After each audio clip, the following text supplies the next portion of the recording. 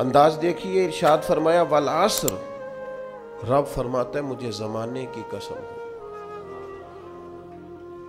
اللہ کو بھی قسم اٹھانے کی ضرورت ہے، مالک کریم کو بھی کیا حاجت ہے کہ وہ قسم اٹھائے، لیکن تاکید کر کے بات ذہن میں اتارنے کے لیے۔ انسان کا مزاج ہوتا ہے نا، جس بات پہ قسم اٹھائی جائے اس کو انسان سمجھتا ہے زیادہ پکی ہے، تو طبع انسانی کے مطابق بات کی۔ فرمایا والعصر، زمانے کی قسم ہو۔ انسان کو پیدا کرنے والا رب قسم اٹھا کے انسان کی ایک بات کرتا ہے، والعصر، مجھے قسم ہو زمانے کی، ان الانسان لفی خسر۔ انسان کو پیدا کرنے والا رب فرماتا ہے بے شک انسان خسارے میں، گھاٹے میں، نقصان میں۔ لوگ اس کو کہہ رہے ہیں بڑا سیٹ ہے، لوگ کہہ رہے ہیں بڑا کامیاب، یہ بھی کہہ رہا ہے اللہ کا بڑا شکر ہے، لیکن پیدا کرنے والا رب، انسان کو بنانے والا، اس کو جاننے والا رب فرماتا ہے مجھے زمانے کی قسم ہو یہ نقصان میں ہے۔ اور خسارہ، اس خسارے کو نہیں کہتے ہیں کہ لوگ کہتے ہیں میں نے کاروبار کیا تھا تو نفع نہیں ہوا، نقصان ہوا۔ خسارہ اس خسارے کو کہتے ہیں جو اصل مال بھی ضائع ہو جائے، راس المال بھی ضائع ہو جائے تو کہتے ہیں خسارہ ہوا ہے، یعنی اس کے پاس جو تھا اس میں بھی یہ خسارے میں، کہ یا اللہ سارے خسارے میں ہے؟ فرمایا نہیں، الا الذین آمنوا، جن میں 4 صفتیں پائی جائیں وہ نہیں خسارے میں۔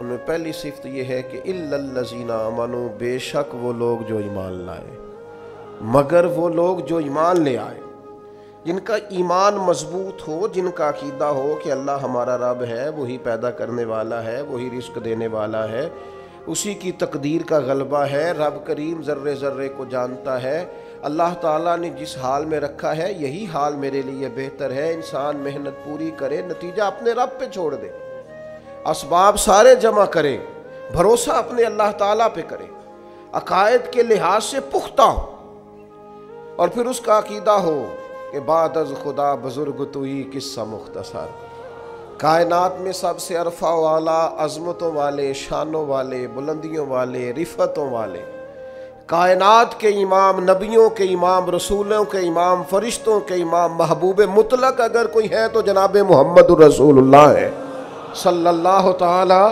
علیہ وسلم۔ سب سے اولا ہو اعلیٰ ہمارا نبی، سب سے بالا ہو اعلیٰ ہمارا نبی، اپنے مولا کا پیارا ہمارا نبی، اور دونوں عالم کا دھولا ہمارا نبی۔ نظریاتی پختگی حاصل ہو، عقائد پختہ ہو، ایمان میں عقائد پوری طرح داخل ہے، عقائد اہل سنت کا پابند ہو بندہ۔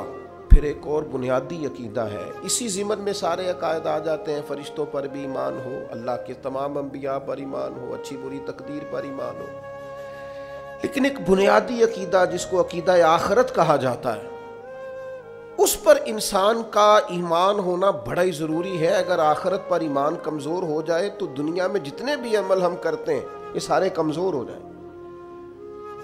یہ جو لوگ ڈپریشن میں، ٹینشن میں، انزائٹی میں چلے جاتے ہیں اور ایک بات بار بار کرتے ہیں کہ میرے ہی ساتھ ایسا کیوں ہوتا ہے، آخر بڑی ہی کوشش کے بعد میں ہی ناکام کیوں رہ گیا، تو انہیں بتایا جائے گا کہ کامیابی پتہ کیا ہے؟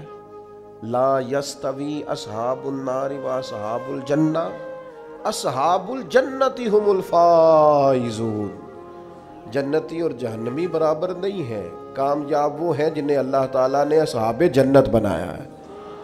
جو جنتی ہیں وہ کامیاب ہیں، جس کو اپنی آخرت کے تعلق سے اللہ تعالیٰ نے فکر سلیم دی ہے، راہ ہدایت دی ہے، اعمال حسنہ پر استقامت دی، اور وہ سمجھتا ہے کہ میں محنت اپنی آخرت کو ٹھیک کرنے کے لیے کر رہا ہوں، جد و جہد میری اپنی قبر کے لیے، حشر کے لیے، آخرت کے لیے۔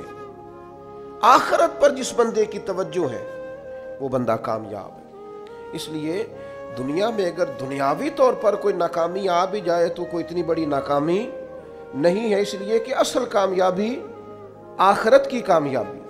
تو عقائد مضبوط ہوں، اور پھر عقائد اہل سنت کی پابندی اس کے پاس موجود ہو، نہ رفض کی طرف اس کا رجحان ہو، نہ خارجیت کی طرف اس کا رجحان ہو، उसके नज़रियात सुथरे हों, उजले हों, खूबसूरत हों।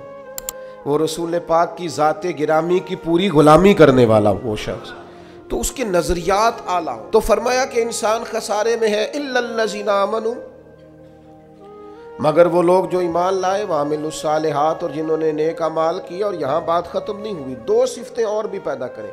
ये दो बातें उनकी अपनी ज़ात तक थी, आमनू वामिलुस्सालिहात, ये दो बातें उनके अपने लिए थी। अब वो सोसाइटी को क्या दें? दो काम मुआशरे के लिए भी करें। वतवासौ बिल हक, हक बात की नसीहत करें वो मुआशरे, खैर की बात की नसीहत करें, वायरल बातें ना करें।